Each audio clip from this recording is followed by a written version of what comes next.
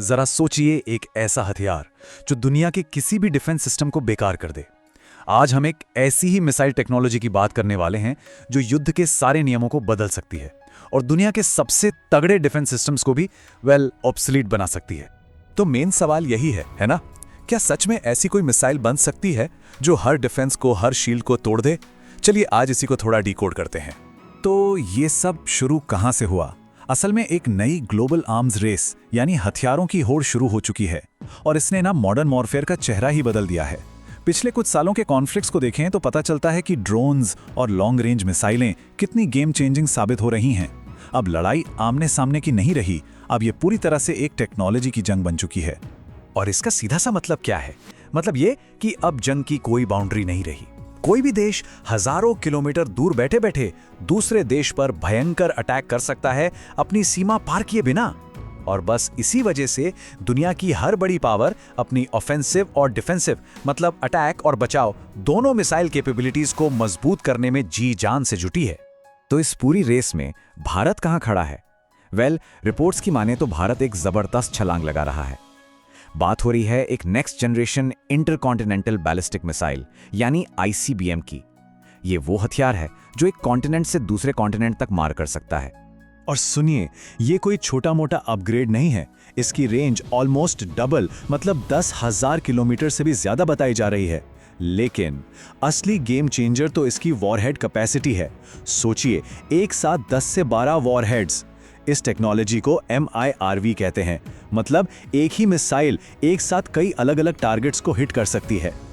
लेकिन असली सवाल तो अभी बाकी है। आखिर वो कौन सी टेक्नोलॉजी है, वो सीक्रेट सॉस क्या है जो इस मिसाइल को अनस्टॉपेबल यानी अजेय बना देता है? चलिए थोड़ा इसकी टेक्नोलॉजी में डीप डाइव करते हैं। इसका जवाब है मार्व टेक्नोलॉजी।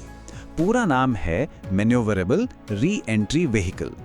अब इसको ऐसे समझिए कि ये एक ऐसा वॉरहेड है जो सीधा नीचे गिरने के बजाय एटमॉस्फेयर में वापस आते ही हवा में अपना रास्ता बदल सकता है, जिगजैग कर सकता है।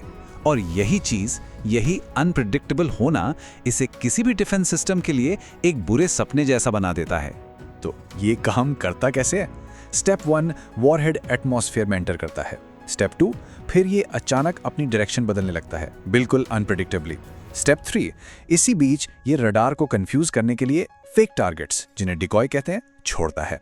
और फाइनली स्टेप 4, ये सारे डिफेंस सिस्टम्स को चकमा देकर अपने असली टारगेट तक पहुंच जाता है। नॉर्मल मिसाइल का रास्ता तो प्रेडिक्टेबल होता है, पर इसका अंदाजा लगाना ही लगभग नामुमकिन है। और पता है, ये टेक्नोलॉजी दुनिया के बेस्ट एंटी मिसाइल सिस्टम्स जैसे थार्ड या S-500 के लिए भी एक सीधी चुनौती है। क्यों? क्योंकि ये सिस्टम्स एक फिक्स्ड रास्ते पर आ रही मिसाइल को ट्रैक करने के लिए बने हैं। लेकिन जब मिसाइल खुद ही अपना रास्ता बदल रही हो तो ये बेहतरीन सिस्टम्स भी कंफ्यूज हो जाते हैं। और बात सिर्फ वॉरहेड टेक्नोलॉजी की नहीं है, मिसाइल की बॉडी में भी बड़े इंप्रूवमेंट्स किए जा रहे हैं। भारी भरकम स्टील की जगह अब हल्के लेकिन सुपर स्ट्रॉन्ग कंपोजिट मटेरियल का इस्तेमाल हो रहा है। इससे क्या होता है, मिसाइल हल्की और तेज हो जाती है, जिससे उसकी रेंज और एफिशिएंसी दोनों बढ़ जाती है। तो ये सारी एडवांस टेक्नोलॉजी सिर्फ कागजों पर तो रहेगी नहीं, है ना? इसका असर असल दुनिया की जियोपॉलिटिक्स पर भी पड़ता है।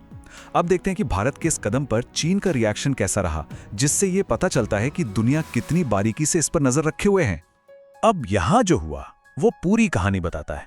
पहले भारत ने टेस्ट के लिए एक बहुत बड़े मतलब लगभग 10,000 किलोमीटर के नो फ्लाई जोन का ऐलान किया।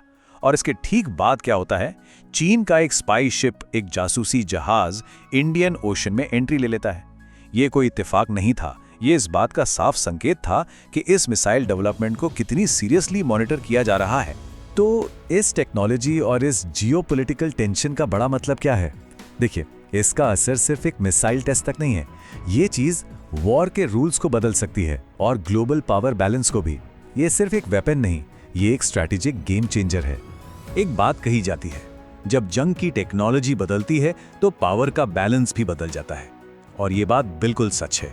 इतिहास देख लीजिए, जब भी कोई ऐसी गेम चेंजिंग मिलिट्री टेक्नोलॉजी आई है, जैसे कि न्यूक्लियर बॉम्ब, उसने दुनिया की पॉलिटिक्स और स्ट्रैटेजी को हमेशा हमेशा के लिए बदल दिया। तो इसका सबसे बड़ा रणनीतिक असर क्या है? ये टेक्नोलॉजी एडवांस से एडवांस्ड एंटी मिसाइल शील्ड के फायदे को खत्म कर देती है। मतलब जो देश अपने डिफेंस सिस्टम्स को एक तरह का सुरक्षा कवच मानकर बैठे थे, अब उन्हें दोबारा सोचना पड़ेगा। ये टेक्नोलॉजी उस कवच को बेकार करने की ताकत रखती है और ये ग्लोबल पावर बैलेंस में एक नया चैप्टर शुरू करता है। और ये सब हमें एक बहुत बड़े सवाल पर लाकर खड़ा कर देता है कि आखिर ये टेक्नोलॉजी ग्लोबल सिक्योरिटी को कैसे रीशेप करेगी। ये सिर्फ लड़ाई के नियम नहीं बदल रही, ये दुनिया में पावर के भविष्य को भी एक नई डायरेक्शन दे सकती है। इसके लॉन्ग टर्म असर क्या होंगे, ये तो खैर आने वाला वक्त ही बताएगा।